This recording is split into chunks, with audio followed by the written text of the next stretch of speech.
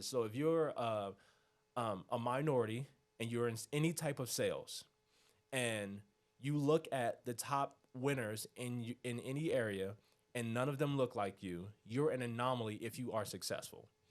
What the thing that I've learned about affluent people, self-made millionaires, they appreciate the hustle, the tenacity, and they appreciate education and people that are willing to do whatever's required to do to accomplish the goal.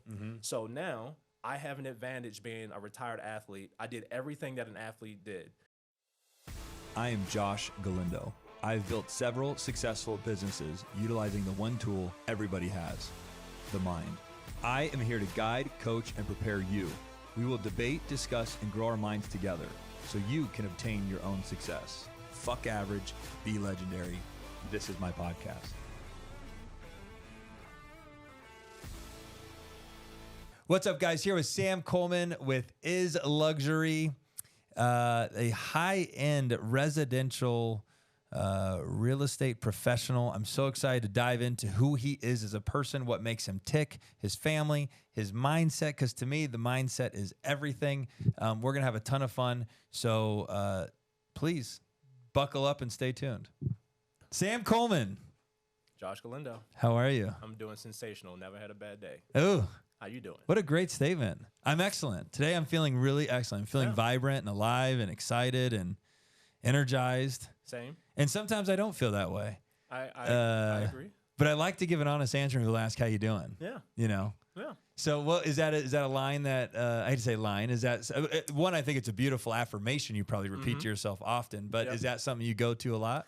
That is because I have kind of trained my mind to make myself almost believe that I live an incredible life.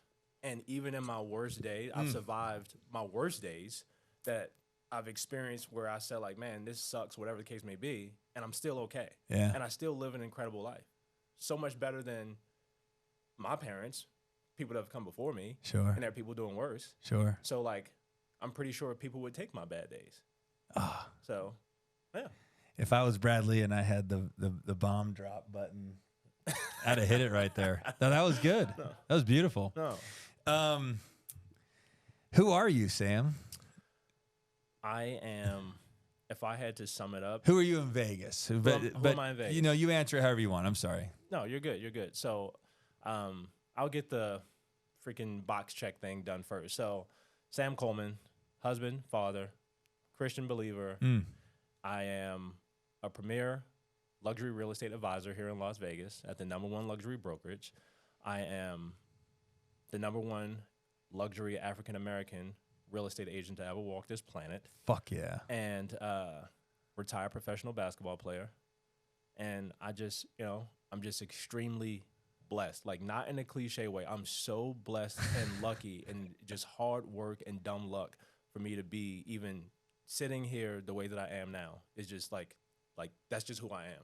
I'm a lucky, blessed young man. Ooh, Sam, you give me chills, man. I'm serious, Sincerely, man. no, and I love it. That's why it's doing that, because you're the what you're vocalizing. You are the energy is following. No. I always say that when people, it's easy to, you could spot bullshit through even through the camera. Yeah. You know, you'll hear the guy said all the right things. Man, the guy said all the right shit, but it just didn't feel organic or authentic or real. Yeah. It's because I think we communicate with energy more than our words. Yep. And that was what that exchange was with me, as I felt it. I appreciate that. Yeah. You know what I love? I love what you just said there. I love that you said you are the #1 luxury. You are the #1 residential real estate luxury. How would I word that? Luxury real estate advisor. Luxury real estate advisor, the #1 African American. Okay. I think you've overcome some interesting things. One, being African American. Two, being as tall as you are. And being like a top G in your space. You know what I'm saying? Like, I really think that's powerful. Yeah. You know, adversity is the coolest thing to overcome. I agree, and that's why I feel like I'm so lucky. That's right. And then it turns into a bragging right. It's almost like when I'm talking to people that are struggling in adversity, I'm like, bro, you're building your story. This is your bragging story. Wait till you're out of this. You're going to look back and brag about this. you're fucking in it. Yep. It's awesome. Yeah. It's so awesome. The middle is the most important part. People, we're born, we're going to die. Yeah. The middle is our life. Mm. And people are so caught up in like whatever they set the goal for, whatever the thing that they want to get out of is out there, and they either cling to the past, anxious about the future, and they miss the middle. Like this moment in the middle is going to be the thing that gets you to there. If we rewind 5 years, 10 years, 7 years, and we look at, let's say, assets, in hindsight, the right now was the best time to buy anything, right? But now it's in the past. So right now will be something that we look back to a significant amount of time from now, and we would have missed it. So looking at the right now, this is the time. Like, don't postpone or delay it, because we're going to look back in hindsight and have regret. 5 Regrets of the Dying changed my perspective on all this stuff. Incredible book. And say the book name again. 5 Regrets of the Dying. of the Dying. Thank you. Yeah. And to think about being on my deathbed and having any type of regret, I want to empty the bucket. I want to say that I mastered the middle. Like, there will be parts of the middle where I'm like, I didn't always think this way. I didn't always have this perspective. Sure. And I'm still going to mess it up. I'm going to mess it up. I'm not perfect. Yeah. It's a science experiment. Yeah. But that's the beauty of it. Yeah. Right. And I want to say I did everything that I possibly could. And I messed up there. Oh, I messed up there. I got that right. I only got to be right once about certain things. Right. But like, I'm not going to miss this. Like, I'm here. Phones turned down, do not disturb. I'm not worrying about all the emails. My wife called me, what the kids are doing, how much time I got. I got to try to squeeze 9 holes in. Like, that's after this. Mm-hmm. Right now, this is what's important, because this is right now. And that headspace, that mindset has served you really well. And I would say so. When do you think, I'm sure amongst many tools, I always say we have tools, you know what I'm saying? And it sounds like you've just described one of the many tools in your tool belt that probably have contributed to what sounds like a lot of peace in your mind, and then the actual real life tangible success. When do you think that clicked for you? How old are you? I just turned 36. 36. Yep. Okay, I'm 39. So we're hanging out in the same era. Have you always just been a naturally optimistic guy? Yes, always. You can always remember as far back as you can. Always optimistic. And it was basically, what's the alternative? That's where I go. Yeah. I agree. I mean, I'm a naturally optimistic guy too, and that's the question I always ask. Like, why look at it any other way? I know. I mean, if I, I guess it's just gonna, this is it, and then I'll just crawl in the corner and cry and die. Like, no, like, whatever the situation is, what's the opportunity to go beyond this? The best way to get out of a hole is to stop digging. I'm not going to contribute, hit myself with the shovel. Right? I'm just like, well, step 1, stop digging, and I know I can get out of this hole at some point. Yeah. Right? I know I can. This situation will change. It's like seasons. Feelings come and go. Yeah. Right? Life doesn't care about my feelings. No, it doesn't. No, it doesn't. Do you instill this into your kids? 100%. Yeah, like consciously? Oh, yes. Yeah, me too. I like have little experiments with them. I want to be the dad 40 years from now where they're so annoyed, where they're repeating this thing that I used to say to them for years. Yep. I want to be that. I remember when Grandpa taught Dad, and now I'm teaching you, Junior. I mean, that's what that is. It's Sam, your kids, their kids, Yep. That's something that we're really emphasizing on the podcast here. And I had to kind of find myself in what I was doing. I've been doing this podcast thing for forever, believe it or not. It was born in the pandemic, and my neighbor had sold her company, and she was bored, and she was like, do you want to do a podcast?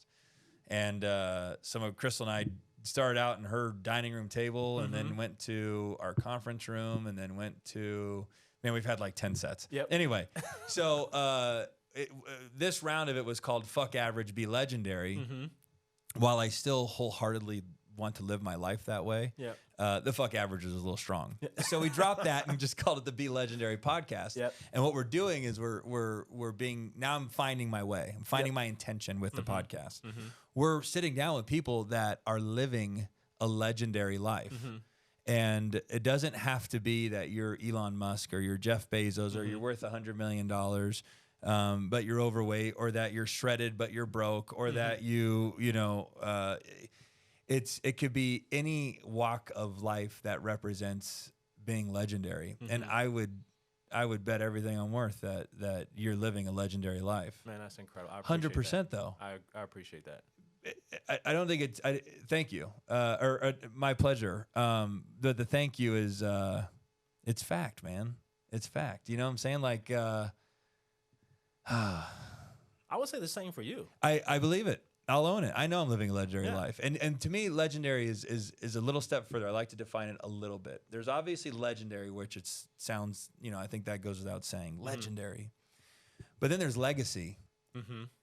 The fact that I get to leave a little piece of me with you on your journey for the rest of your life. Yep. That's a legacy I left. You know what I'm saying? Yeah. And every person I touch and can impact, I've left a little bit of me with them. Yep. And to me, that's legacy. Now, obviously, my really close friends and then for sure my family, Yep. I really want to do what you just described, which is Yep. what led me into this whole thing, is I want to also be the great-great-grandpa with the annoying things that we all know is right, but it was annoying because he never shut up and he often repeated himself. And no, I want to leave a legacy to my kids where they're like, dude, dad was fucking badass. Yep. So I've had a few of those moments, and I'm going to talk about me for a second, even though I should be talking about you. But no, go right ahead. like when I would build that tree outside of my office. Have you've seen the Christmas tree, right? Okay, that thing, the biggest piece is this big. Yep. So it's assembled. Yep. And when I'm up at the very top of that thing with the skeleton, putting on the first few branches, and then my wife comes down Durango in the Tesla, and the kids are screaming out the window looking up at me. Yep. You better believe I'm saying to myself, they're fucking seeing legendary shit right now. 100%.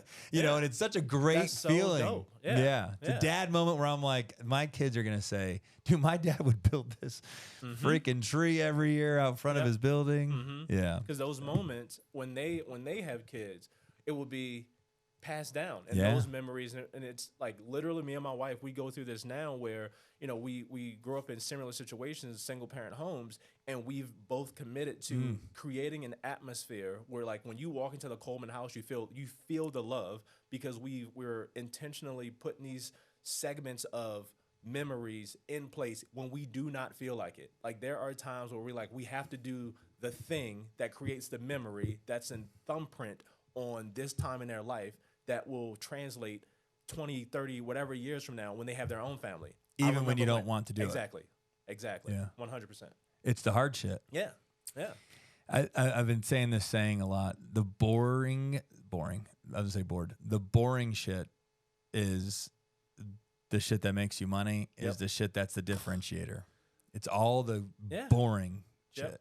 It's not the exciting stuff. No. It's the boring. It's not complex. It's the hard and boring. Yeah, that's what I meant. I wanted to add in the hard to the point you just made. Tell me, man, I just have a million questions. Let's size you up. How's your year doing in the real estate space? Was very interesting.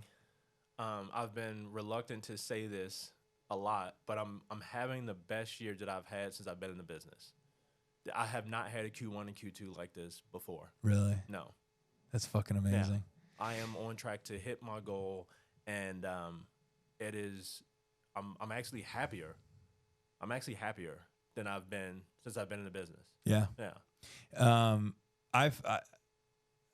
Do you set your goals in the beginning of the year? Yes and no. How do you give me a little insight on how you know where you're headed? Q4. Yes. So Q4 of the prior year. I guess what I meant to say is either right before the beginning of the year or the beginning. I actually do the same thing before the end of the year. Right after Halloween. Yep. It's just, I do the same thing. Yep. I go quiet. I go somewhere by myself, no music, no nothing, and I just think. Because what I used to do is I used to set goals, and I hit this audacious goal, and I want to make this amount of money and take this amount of trips and do all this stuff. And the moment that a little bit of turbulence comes into play, now I have to choose. And then as an athlete, I'm a competitor. I hate losing. Sure. So now I make bad decisions that are in favor of me trying to stay on track for the goal when it's not advantageous in that moment or that season of my life. So now I put my family in a position where my goals are more important than them. I put my goals, if I know I'm supposed to run, like I'm running 20 miles a week. Now I would rather, you know what, screw it. I'm gonna just go run 20 miles in one day because I got to take this client or do this thing, whatever the case may be. I'm making these decisions, and I know me running 20 miles with a torn meniscus, with a torn patella, a bone spur, and arthritis knee, that's not the smartest thing to do. Now I'm not good for anything on that day that I choose to do that. You know what I mean? So rather than set these goals and I'm not even sure why I really want them, what is the purpose behind these goals, I stopped doing all that. So at the end of the year, Q4, I sit down and I think, what do I want the next 12 months of my life to look like? I can't control the future. There's a quote that I like. It's assuming that we can predict the future. It only puts us in position to make mistakes when we can't control the outcome anyway. So all I can do is if I say that I want a particular thing, so for example, 2023, I set my sail for 2024. This is what I would like my life to look like. Okay. Then I reverse engineer that. Yep. Reverse engineering is the key. Yeah. What do I have to do that'll lead me to do that in the next 6 to 8 months, 9 months to make sure I'm on track? Yep. And then I do that by month, by It week, ain't 12. by day. Yeah. You can't have a bunch of deals in escrow in December. Exactly. That ain't 24. No. So now You got to do it in October because they got to close out in that year. Exactly. It's beautiful. Yeah. So Sam, when I it's get beautiful. to the day, it's the activity. What activities do I need to do that are going to be my KPIs? And I start with my family. What do I want my marriage to look like? What do I want my relationship with my kids to look like? How much daddy-daughter time? How much time am I spending with my son? What activities? We're doing freaking, piano and gymnastics and golf, tennis. We're doing all these things, helping them find what they enjoy. So I need to allocate a certain amount of time to that. Because with freaking kids, it gets busy. And then I start breaking down the little things. All right, now I need to know how much time I'm going to allocate to my week to this. How many days do I want to work? And all that. And I start doing that at the end of the year. And I know, well, I got to date my wife every week. Yep. I need to have time for myself. Yep. I need to have time for my health. I need to have social life. Yep. And it's these Kevin Sturdivant, and he's an agent, premier luxury agent in Southern California. And he created this thing called the 7 Equities of Life. And it's going through these things that he felt were important. And I've kind of shaped or molded my philosophy and my principles around the same concept, but just not just exactly the same thing because we share along the same faith, but like a little bit different. And when I started doing that, that's how I set my sail for the next year. My family, my social life, business, money, my spiritual health, my physical health, and my mindset. And those are the things, and I have principles in these areas where I just do not deviate. I drew a line in the sand. I'm not going to allow my ability or my mindset or my emotions or feelings dictate how I want my life to go. I'm going to put these systems in place, and I'm just going to stick to it. And when the chips will fall where they land. It's the boring shit. Yeah. No matter what distraction, No, I'm going to do this. Even if it gets boring, this is what I'm going to do. I'm going to stay right here. That's the only reason I'm successful in this business. Yeah. People think that I'm like, oh, it's because you played pro basketball. I'm like, fuck. I haven't even sold none of my team. I hate to say this, but like a lot of people that I knew that in the professional sports, they can't even afford to buy homes. The homes you're selling. Yeah, no. Right. Or, yeah, I didn't even think maybe it's so bad they can't buy homes, Exactly. but the ones you're selling especially. Yeah. I find it so funny. I wanted to let you get that all out because I didn't want to interrupt it, but it's real. The success game isn't as complicated as people think. It's not as mysterious as people think. But everything you just said is exactly what I do too. Identify it on a global scale, and what I want, and reverse engineer it into little tiny pieces, and then the tiny pieces. What did you just call them? Daily things or daily KPIs. I call them actionable items. Yep. That's the term I use. An actionable item, because an actionable item is something like, Josh, if you pick this cup up and set it here, you'll be successful. So to me, it's an actionable item. So I identify my daily actionable items. And if you just do those every single day, and even if you break down the day, if you do the actionable item every single hour, eventually your day will end, and then you'll start up and do it again. If you do that for every day, every week, every month, forever, then you will be successful. That's it. Like I just made that commitment. Yeah. That I have to. Like I'm not doing a 12-week prep to get in shape. I'm not doing this is a lifestyle. Yeah, like I have to talk to people in affluent communities in an affluent space every single day. Yes. Forever. Yes. As long as I'm in this You're business. so clear on what you need to do. Yes. Yep. Like that's it. And if I'm not doing it, I'm not doing the job. I have to wake up, analyze deals, see which ones are worth buying, and then the rest is easy. Yep. The value of my business is identifying the deal. Construction, almost anybody can fumble their way through it. Yep. Not, some are worse than others, but you know. And then selling the home, it's going to sell if market conditions are appropriate and you price it right. Yep. That's not much, you know, skill there. Yeah, if it's priced right, it's a quality home, it'll sell. Yep. So my skill that I possess is exactly that. And I just say to myself, I have to wake up, I have to look for deals, and the rest takes care of itself. Yep. And I just stay right there. And when everybody else, you're going to love this, was getting hung up on NFTs and crypto and drop shipping, drop shipping Walmart, drop shipping Amazon, drop shipping whatever other drop shipping shit was. And then the metaverse. I'm going to buy land in the metaverse. GameStop, Yeah, the meme AMC, stops, Robinhood. Dude, you got to look at me. I look like this. I look like that dummy just walking, buying a house, fixing it up, selling it, making $18,000 to $28,000, buying the next house. These guys are... Dude, it was like I was walking through like a war zone, bro, and everybody's blowing up with, you know, but in a positive thing. Like they're blowing up, they're making all this money, and I'm sitting here going, just stay focused, Josh. Just stay focused, Josh. You're just a house flipper. It served you well. Don't look to your right. Don't look to your left. Stay focused. Stay focused. And what happened? All those guys went bust, and I just kept being the consistent, boring house flipper. Yep. And it served me so well. Yep. And it's same exact thing, man. I did deviate a little bit. I got FOMO in a bunch of different areas. It's FOMO. Yeah, I did get a little FOMO, and in transparent moment, I looked at people that were successful doing things that they weren't qualified to do. Yeah, that's all it came down to. And I was in my mind, I was like, if this is how things it's going to be, well, I for sure should be able. I'm like, I just need to just go, right? And very quickly, I realized it wasn't, to go back to goal setting, this wasn't even a part of my plan. This was not, and I'm doing this because I felt like I needed to do it at that time. But another great quote, this is a principle: just because you can doesn't mean that you should. And that's in one of my journals. So I have this thing where I have 7 journals, and in these areas of my life, I want to give this is what I'm gonna give it to my kids. And they have to read these journals and produce their own thoughts from this, and that's a part of it. Goes with their trust, so they can never withdraw the principles. They can only withdraw the interest, and they have limited interest they can withdraw in 12 months.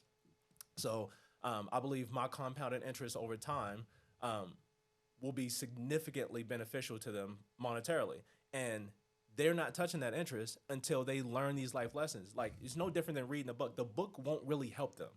The journals won't really help them. It'll be a reference point because experience is going to be their teacher.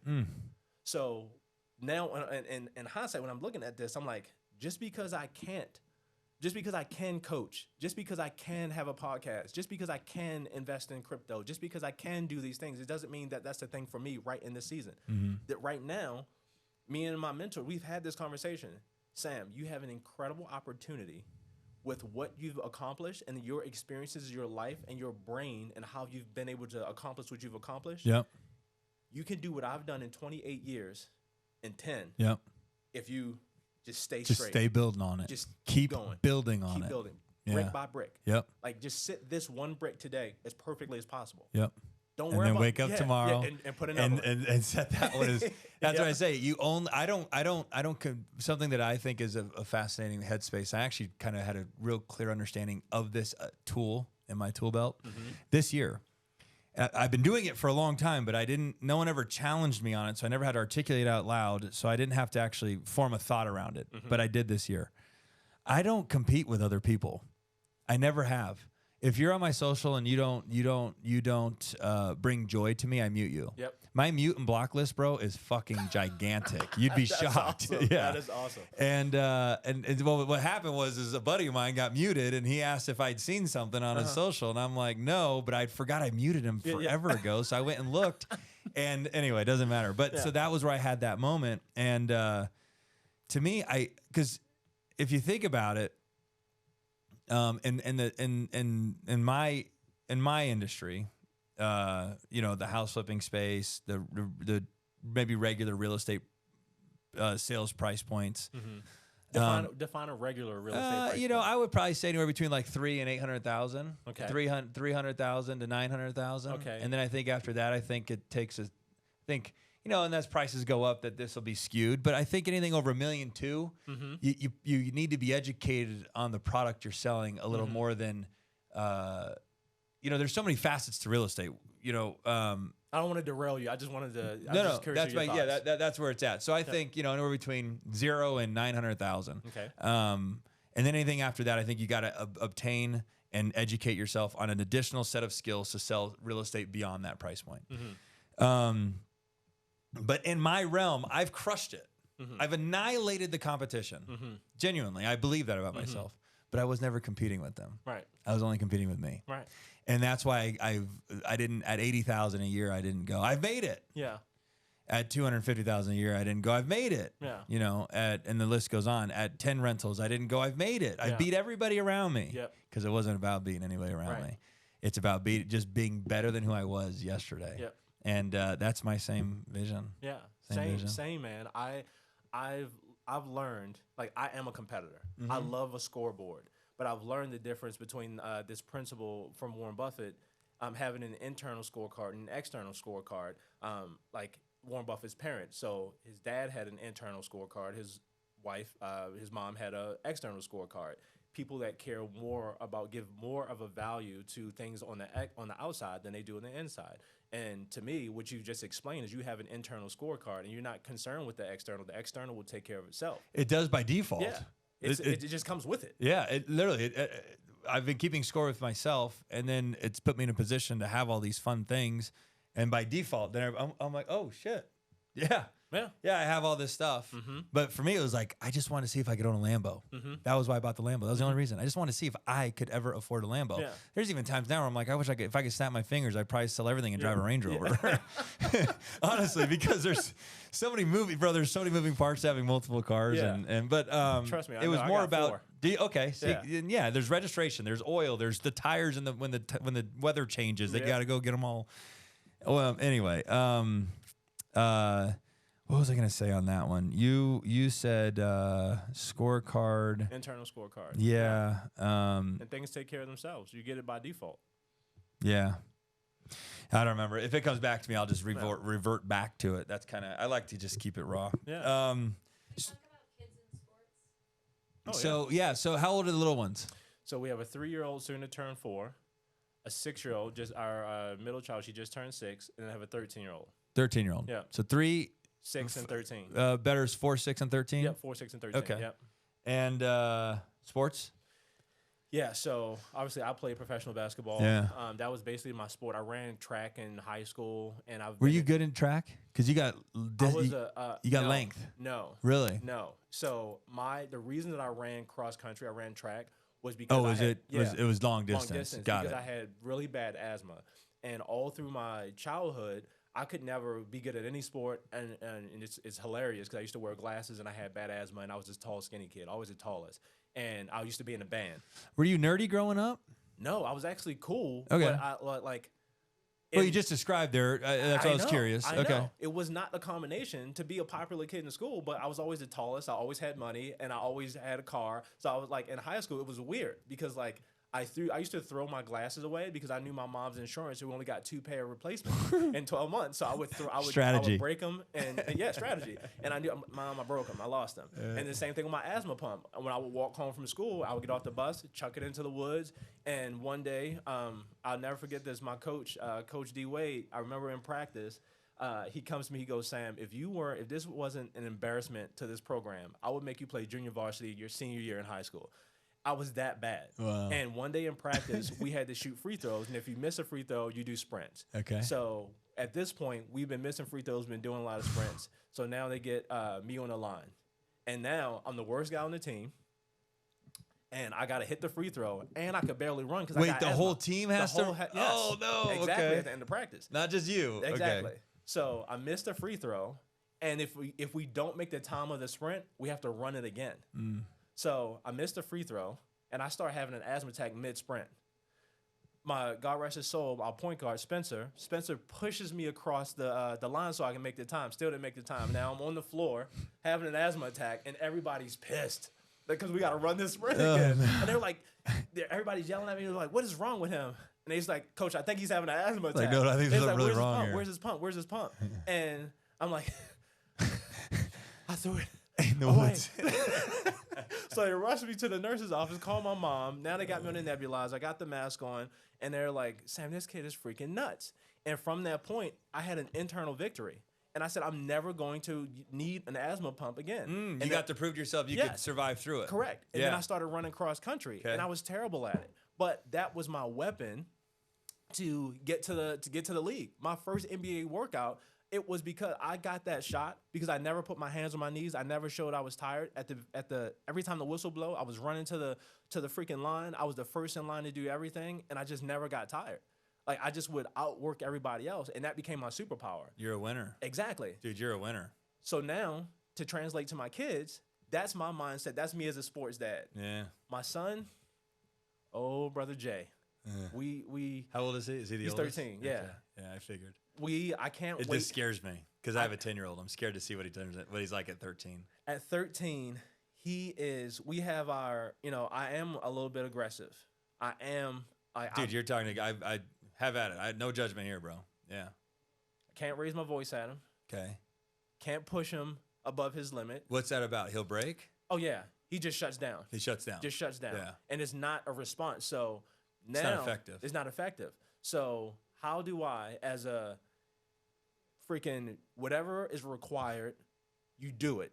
There is no excuses. It doesn't matter how you feel. That's how I operate. Now Yep. I have to look at this young man. He's his own person, and not try to create childhood trauma, create a barrier between him and his dad. I still have to be his dad, not his friend. I'm his dad. I'm Yes. not his friend. Yeah. But I also have to be careful enough to and be wise enough to handle the relationship as his dad and as a sports figure in his life, a voice, to not crush him and make him not want to do it at all. Yeah. But like this kid is so smart. So his brain is his weapon.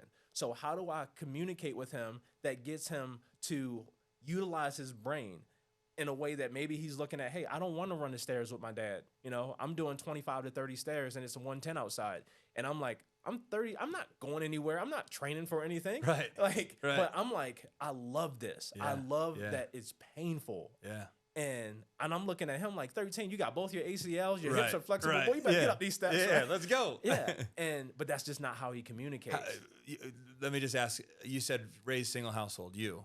Yes. Mom. No and dad. No dad. My Okay. dad left when I was 2. He came back when I was 17. Comparable story. Got it. Yep. Curious. Did if dad was there kicking your ass, would you have shut down? I don't think so because I think I'm from Baltimore. This is a city where feelings and like the directness, the harshness, it's just a part of living. So what's normal, like some things that how I feel, if I said how I felt to my clients, to other agents, to other professionals, I probably wouldn't even be in this industry. No. No. Just because it's just the truth. Of course. Right. So Yeah. like when I sucked, I bro, you suck. You're not a good basketball player. Yeah. Go do something else. Okay. That's how I had the worst thing said to me as a kid. That some people now you would get canceled Yeah. if people said things like Yeah. that on the internet today, right? So God, how do we overcome this, Sam? I'm pulling you away from what you were getting at, but I think it's a conversation worth having as parents. Like everything you just described right there is what made you Correct. the winning person you are. yeah, Me being made fun of when I was young, me not having a dad, me being skinny, big ears, big teeth, made fun of, whatever you want to.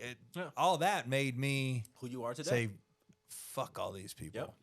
I'm going. I Yep. can do this. And that was where you found probably that inner strength. Yep. Okay, how do we fucking get our kids to without dude, they're victims of our success. I agree. So here's where I saw where I really failed, I think, recently but I don't let me veer off this point. I want to know how we figure this out, or at least let's conversate it out. I go snowboarding with Beckham. I'm so over renting a board with him. I have the season pass. He's free. So to us it's easy. Yep. You know what I'm saying? We just go. We Yeah. just put on the board and we go and get on the lift. Yep. But if I have to rent every time, it jams that fluent Yep. experience up. So I was like, you know what? I'm buying you a board, Beckham. Yep. And I was in this efficiency headspace. Yep. Bindings, boots, board. I got a good deal on it, $300. But dude, I remember the first time that my mom bought me a board. It was the biggest deal ever, bro. I babied that board. I didn't want to touch a rock. I didn't want to touch a stick. I didn't want it to go on the ground upside down. Yep. It was a big deal. Yep. And I knew that he didn't interpret it that way. 100%. Not his fault. No. Now, I almost beat myself. I'm like, God damn it, Josh, that was stupid. You just fucked that whole experience up for him. He should have been having to rent a busted-ass snowboard for the next 4 years. And then finally, when all of his friends get him, that's when you buy it, and then he'll appreciate it. Or you make him buy it. Can I submit to you this, though? Yeah, I mean, You. so he's a victim of my success. I was like, screw it, $300, that's a fucking deal. I get to go snowboard with my son. Right. However, he's not the only one that's still learning. You're still in the middle. That's So strong. You just learned. Yeah. You learned a lesson. So these are the things that like will train like that that gets me going because I'm like, hey, I may have I didn't like there's so much life for him to live. You're not robbing him of the experience. You're robbing yourself of the lesson. If you look at it that way. Right now, you Powerful. have this lesson that you can say, all right, I bet you won't do that again No. because now you're aware. Oh, yeah. Right? Yeah. So now there will be that saying, strong men make good times make weak men make hard times. That whole saying, I love right? that saying, yeah. Right? So like now to think about that, that's why I had my trust set up the way that they are, right? In my will. Yes, you'll have your starting point will be different from anywhere in our freaking heritage, 150%. Just with the knowledge and the like, how you're loved is going to be so much different, right? Yep. That's a win. So there's vertical progress and there's horizontal progress. The vertical progress is doing something new. And Peter Thiel, this is a concept from Peter Thiel, 0 to 1, great book. Vertical progress is something that's never been done before. The Facebooks, the Amazons, the disruptors, right? So we can take that same principle and apply it to our life. Your son has experienced something that they probably never experienced before, right? You're reaching a level of success and experience in your life that you're providing to your kids. Vertical progress in your family. Horizontal progress is taking something that's already been done and you're making it better. House flipping. House flipping isn't new, right? That's not brand new, but you've taken a concept and you've crushed it in horizontal progress. In your family, you can do the same exact thing. I'm going to create these principles, right? And they can take these principles and then it can be translated. They can take all the lessons that you learn, whether it's a snowboard, their first car, first dance, dating, whatever the case may be, and you can take these principles, give it to them, and they can carry it on for the what may not happen in your lifetime can happen in your lifeline, right? Now you're doing that, right? Yeah. Yeah. Shit. That was deep. You're deep. I'm deep too. And it's not emotion. I'm a book nerd. That's what I keep hearing you reference books. So everything that I've learned in my my tool belt is exchange like this. Mm-hmm. Like you're teaching me stuff I'll carry. Oh, thank you. I'm like crushing these. No, that's why I said I texted Abby. I was like, Sam's literally so. He's got like 5 Yeah. waters. Because I run He's so freaking much. over Yeah. 6 feet tall. Are you Yeah. serious? But I he's got typically- 5. I typically drink 7 liters of water a day. How many liters is in a gallon? 3? That's 3 and a about- half? That's about 3 gallons. I have So that's this 2 big jug. gallons. Yeah. Yeah. Thanks, Abby. Yeah, no. I learned everything. I read a few books, but bro, I probably read like 2 or 3 books my whole life. Yeah. What the reason But that I've had sat down with a lot of people that have read, and it seems to serve them. But I don't know if it.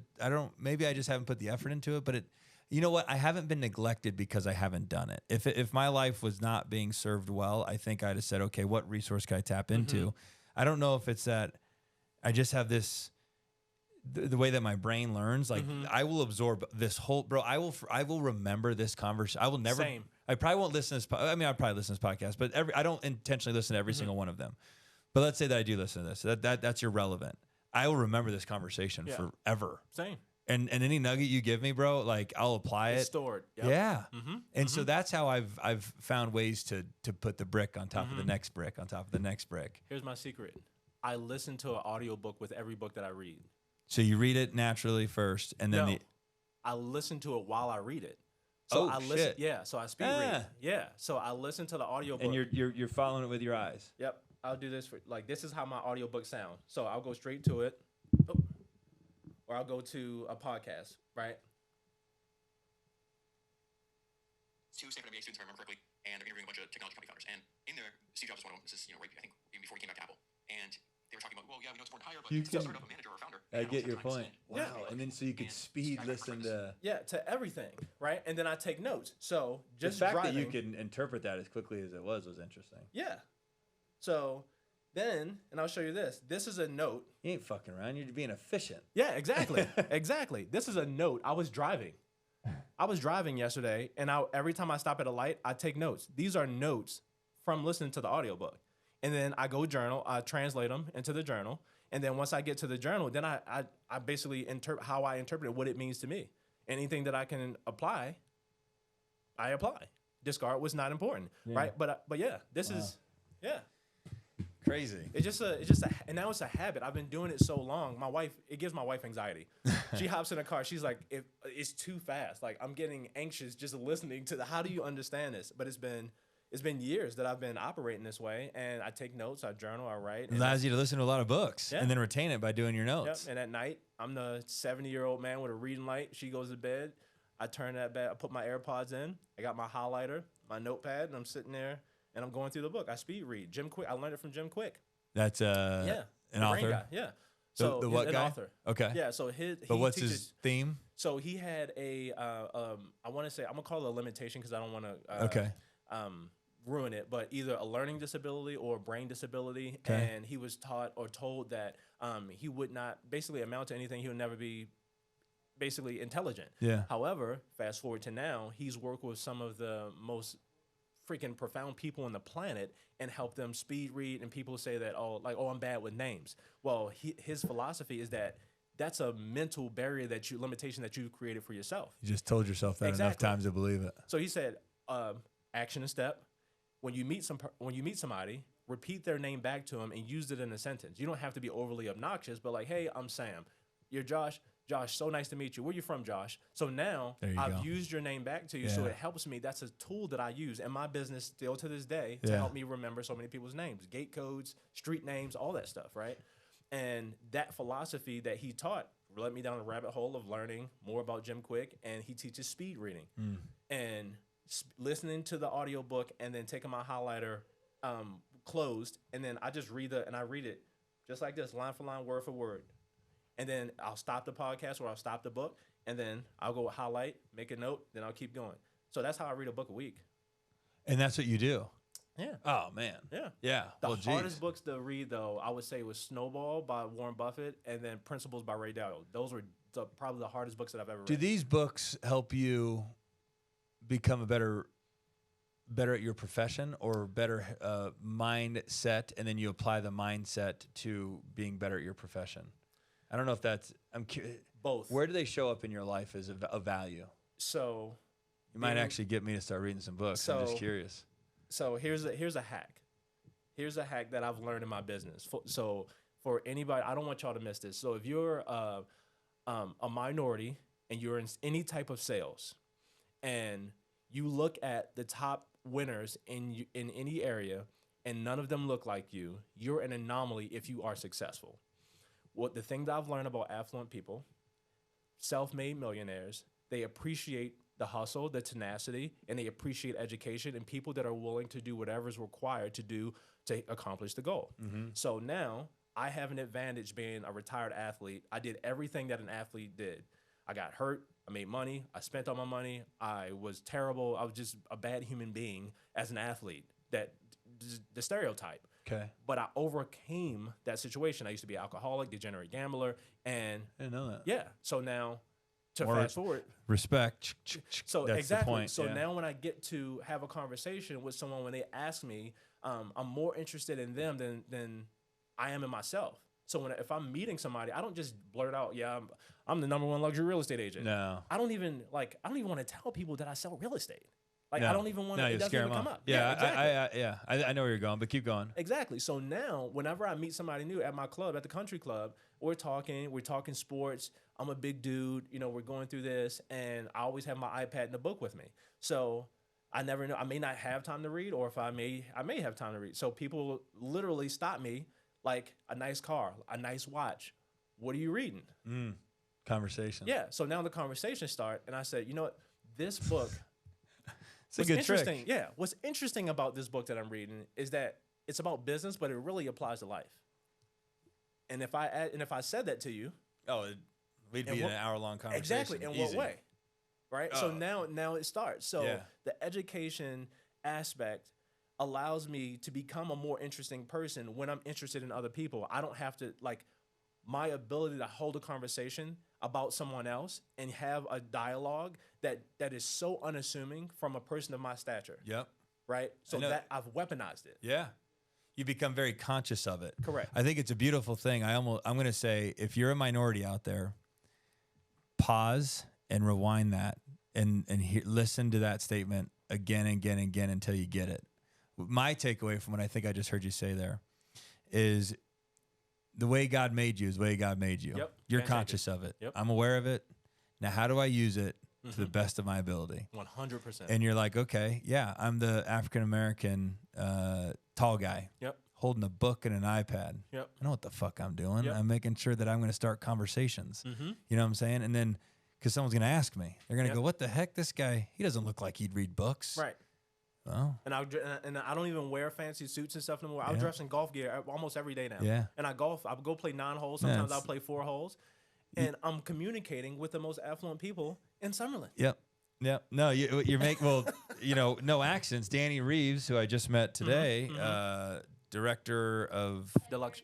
editor-in-chief. Thank you. I got to get that one down. Editor-in-chief of Deluxe Version Magazine. Okay. Just met her today. Yep. I've heard about the magazine, but I always call it Deluxe Magazine. Anyway, she sees you walk up the stairs. Hey, there's Sam. Yeah. I was like, oh shit. Yeah. No, but to your point, I use all the same stuff. My brash approach in different ways. I'm not brash across the board. I'd have no friends. I'm intentionally brash at moments of opportunity. Yep. I know what I'm doing. And the person that's watching me going, that guy's fucking brash. It's like, you're that dumb that you don't see what I'm doing. Yep. The smart guy will go, I see what that guy's doing. So any of my deficiency, when I go, I'm a high school dropout, didn't go to college. I'm not bragging that I'm tough and I'm a badass and that I know it's a shock value moment. It's a polarizing moment where they go, ooh, wow, and he still made it. Yep. I want to know about this Relatable. guy. I know what I'm doing. Yep. It's all intentional. Yep. And when you understand your deficiencies and use them to create conversation, propel you forward, to create opportunities, you're better that way. It'll serve you well. I don't know the right way to word it, but I would say it served me in every aspect of my life. because of Being the fact- bald, I knew that. In the beginning when I shaved my head, I was like, I'm insecure about being bald. And then everybody remembered me. Yeah.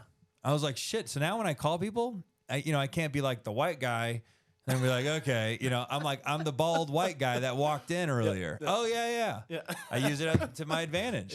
Yeah. But go ahead. I would say because of the fact that we've both taken what would seem like a limitation or an insecurity to most people, we've been able to basically look at a situation, look at the cards that we've been dealt, and decide to just play the hand. And because we're able to play the hand that we're dealt, we don't have to put on a facade or be somebody else. No.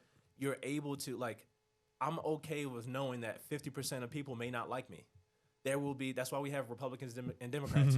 That's why we have different religions. That's, not every single person will agree, but there's a group of people that will literally say, you know what? I like Josh. Yeah. I've experienced the same exact thing. Yeah. Man, I've been contemplating shaving my head too. It's whatever the situation. Man, I dropped out of high school too. Man, I never went to college. And those things make us human beings. Yeah. Right? So Totally. it's not, yeah. You know what I tell people? I'm like, the guys that fabricate their successes, Yeah. it's really a sad thing because you're probably more successful than somebody. Mm-hmm. And you're insecure about the success you've created, even though you shouldn't be. You should be proud of it because you're probably steps ahead of someone that's not in your shoes. External scorecards. So then they are over here fabricating their success because they're insecure about what they've created, when in reality, if they just owned what they've created and been proud of it, that would be a place of a lot more peace. Yep. And that's where I always say, dude, because you're in this space, bro. Every day I drive into the Ridges, dude, I'm humbled every day of my life. I'm humbled, like in all, and I embrace it at this point because it keeps me a little bit, not a little bit, keeps me hungry, keeps me grounded. You know, my neighbor, I always use this. It's an easy example to create the reference I'm trying to create here. I have a $237,000 Lamborghini. It's a 2017. Bought it with 3,500 miles on it. It's got 7,500 miles on it. I paid 237. It's probably worth 210 today. My neighbor has a $750,000 Lamborghini, literally right across the street.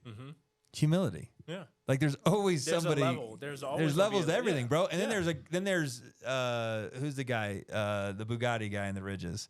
Oh, Zeddy, not Zeddy. It's I wish. yeah, I know. No, I know you're talking about. He did the. I think his name's the closing company. Tilly's. He has Tilly's. I feel like it's whatever. I know you're talking about. Yeah, guy's got the largest Bugatti collection in the world, is my understanding.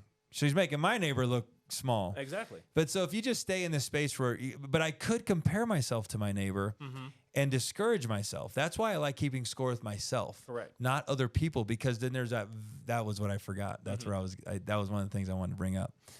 I think it's a huge nugget for the world to hear. If you're comparing yourself to other people, then there's always the opportunity of it's a very roller coaster experience. You either beat them and you're excited, or you lost and you're discouraged. Yep. You can't really lose against yourself. You can only win. Yep. Yep. So if you go against yourself, you're always in this space of accomplishment, self-esteem, confidence, winning. Yeah, so that was the one thing I forgot to mention. So in an interview, MJ, I took this note a couple days ago. Where are we at with time? We are good. I told Alex to come soon, so he's almost here. So once they come, We have one more? Who's Alex? Priority home buyers. Oh, Alec. Got it. Same thing. Yeah, I just got it. So I got. We're at 15 minutes, so we're good. Okay. All right. Man, I got this. Take your time, Sam. I was just curious. Okay, gotcha. I'm in no rush. Me either. I'm literally just gonna go play 9 holes, get my afternoon 9 before I go to the kids. Sam, do you play pickleball? No, I can't. The lateral movement is just not good for my knee. I mean, I've played. I've It is tried. tough. Yeah. You're not wrong. That lateral movement's tough. Yeah, I don't have a meniscus. Well, my meniscus is torn in my right knee. Yeah. You're tall too. That's a lot of weight. Yeah, I know. Trying to shift it. Yeah. So if you chase something, you might not get it. But if you put forth the work, the next thing you know, it's bestowed upon you. Like that internal scorecard, when you're locked in, focused on the thing that you're supposed to be focused on, you're not. You look up one day and it's like, oh man, all I did was stay focused, and by default, I got all the stuff that I was on the outside anyway. Yeah. Like I thought that was so dope, man. And like when I think about the goals that I've set for myself, like I'm a car guy, I love cars, and every 2 years in the day I've forced my wife to move. I find good deals. We buy the house, we improve it, and then we sell it. Very smart. And now with the kids, she's like, Getting a little tougher. Yeah. Yeah. Yeah. You know who mastered that was Ken Lohman. Really? Mastered it, Wow. but no kids. Yeah. So she was like, yeah, and now we got 3 dogs. So like, yeah. Yeah. Yeah, so Yeah, that's getting a little tougher. Yeah, it's getting a little tougher, right? So she's like, now we're in a position where she's like, all right, I want the forever house. So now, external scorecard, what steps do I need to take to make this happen for my wife? Because now we have a complex life. And then, fortunately, because we live the way that we live, moving for us isn't cheap. Sure. I'm not packing myself. Oh, right? yeah. I'm not, unpacking myself. We got to organize the place. Yeah. We got to, all this stuff. So now it's expensive. Yeah. And now I'm sitting here thinking like, man, like we got to make sure we pick the right house. We got to buy the right house in the right community because it has to also be advantageous to my business. But I also have to be wise because I'm trying to build a legacy and all this stuff. So now it's very easy to get caught up in the external. But the challenge, here's another thing that I think has helped me be successful in my business in the luxury space. And I learned this just being a sponge around very successful leaders in the industry. I don't make decisions or advise my clients. This is the difference between a real estate agent that can pass the real estate exam and get a license and an advisor. Sure.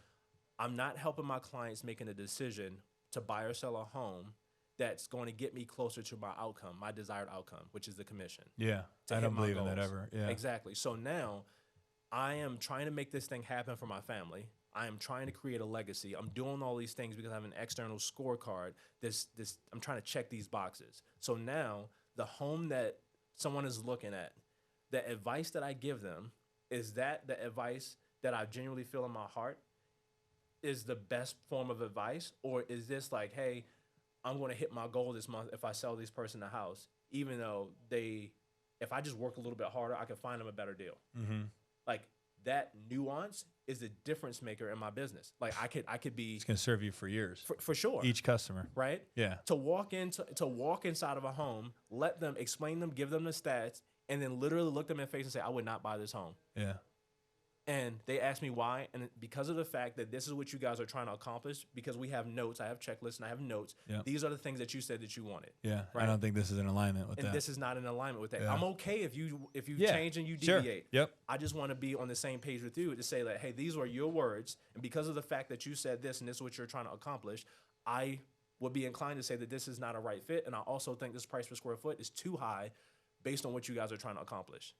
And I go to sleep at night knowing that, hey, I may have cost myself a deal today, but I want to get 20 in For the future. sure. Exactly. And it's paid 100%. dividends. It's paid Yeah. dividends. Yeah. Right? So now my decision making is so much different when I'm not looking at the external scorecard because I want to accomplish these things for me and my family. Beautiful. Yeah. Tell me what your dream home is going to look like.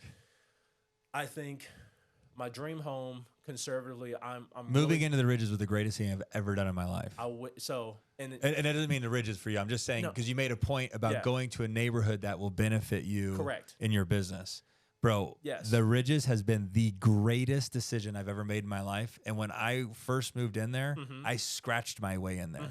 I had the bank statement loan at 8.75%, no money in the bank. we literally So same I encourage exact- that for you if wherever you decide to go. Same exact thing.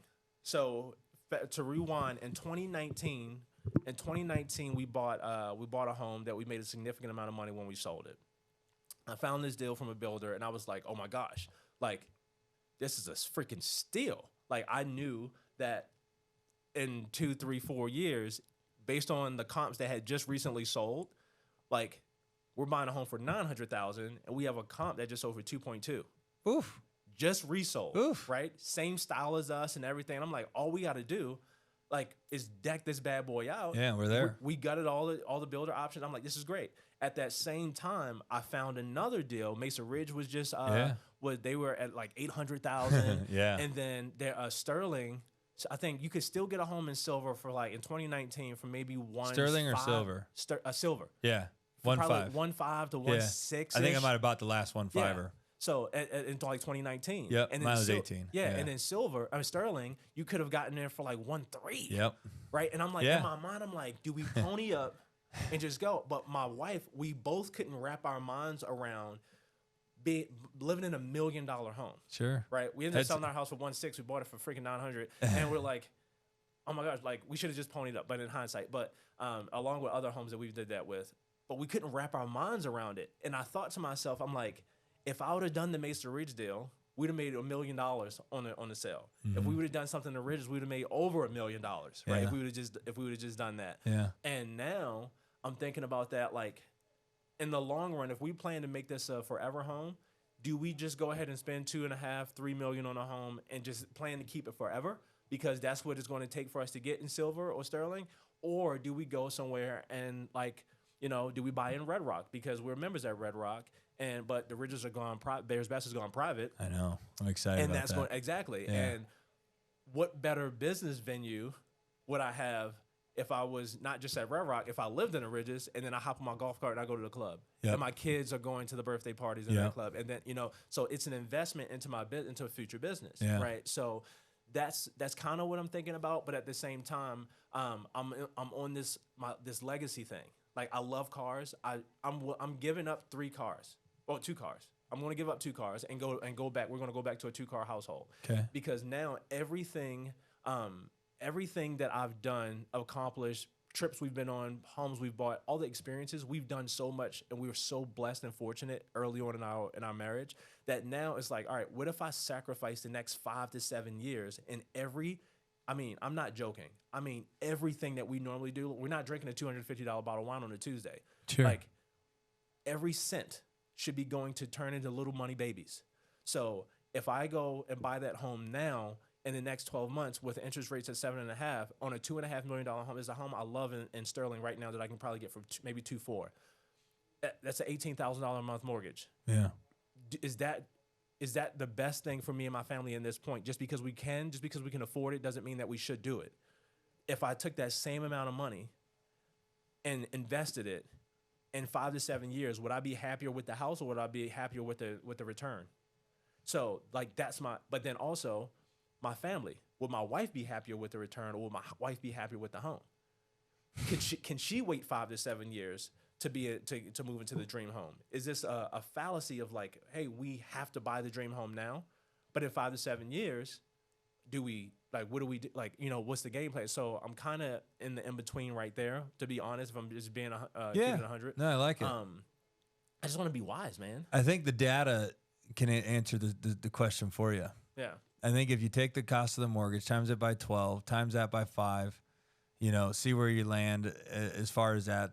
Factor in principal pay down, factor in interest rates coming down in the next 2 or 3 years, 1 to 3 years. Yep.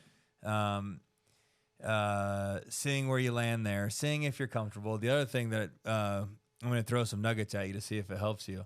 And then you factor, I think what I was hearing you say is that you take that big payment today and save that money and buy rentals or investments or something that generate passive income. Is that what I was hearing you say? Yeah, I mean, so then you're weighing out that versus this now. Correct. So let me throw one more thing at you. So when I signed up for the big house payment, which I got lucky to, but I started out like $8,500 a month. Yep.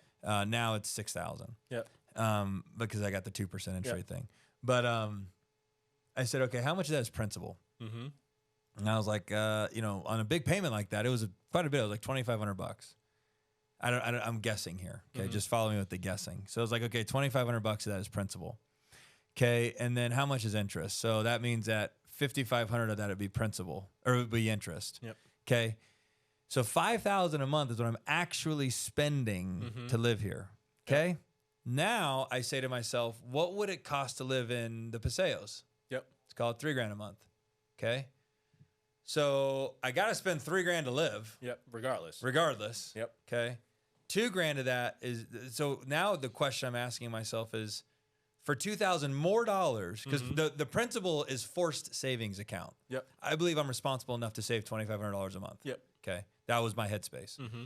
So it cost me $3,000 to live. The $2,500 is principal pay down, which is AKA forced savings account. Yep. So the difference was the $2,000, $3,000. So would I pay $3,000 to live in the Ridges? $36,000 a year. I was like, yes. Yeah. And that's how I made the decision. Interesting. That was how I did it. Yeah. The other thing that I did too, which I think you can do, and I've told Ivan to do this too. I love Ivan, by the way. That guy's a fucking super kind human being. One of the best decisions I ever made was going to this brokerage. Oh, I bet, man. One of the best human beings that I've ever met. Huh? Said love Ivan. Oh. Yeah. Him and Aaron Taylor were probably my 2 greatest gifts in real estate. Sure. Yeah, both solid cats. Yeah. But so you guys pop big deals. You know what I'm saying? You sell a $2 million house, $3 million house, $4 million house. I don't know what the commissions are, but let's just speculate for easy math. $2 million house, you make 60 grand. Yep. Okay.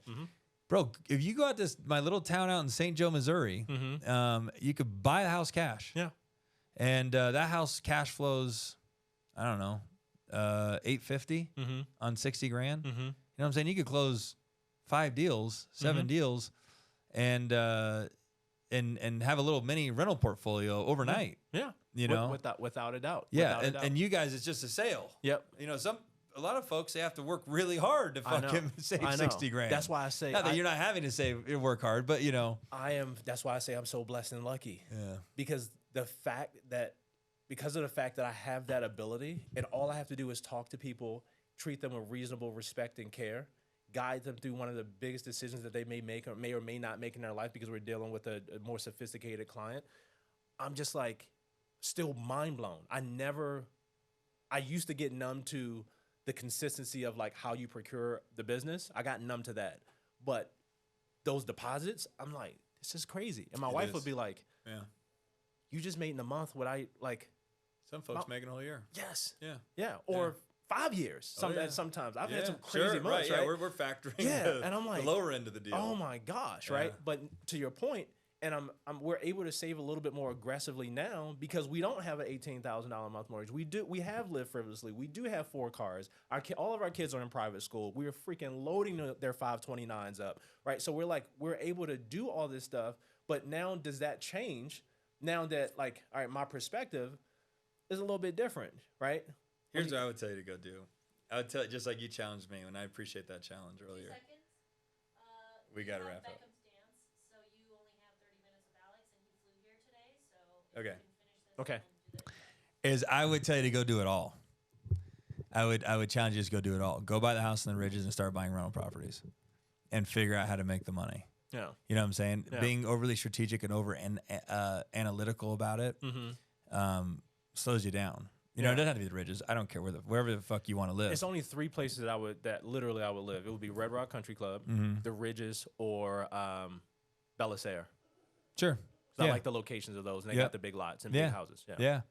Yeah. But I'd say so. Something else that I've done to discount the cost of bills, like if my McLaren payment's $1,600 a month, so if you're like, oh my god, that's so much money. No. Okay, times it by 12. Yeah. It's $18,000. Right. It's, If I can't make $18,000 this year, I got bigger problems. Yeah, exactly. I genuinely have bigger problems. I agree. So I should. That's why I got 4 cars. Yeah, no, but yeah, so the car thing could get carried away because you could do that math too easily too many times. 100%. Sam, give me one more plug on yourself. You're wildly fascinating. I don't think we talked enough about business, but I enjoyed getting to know who you were.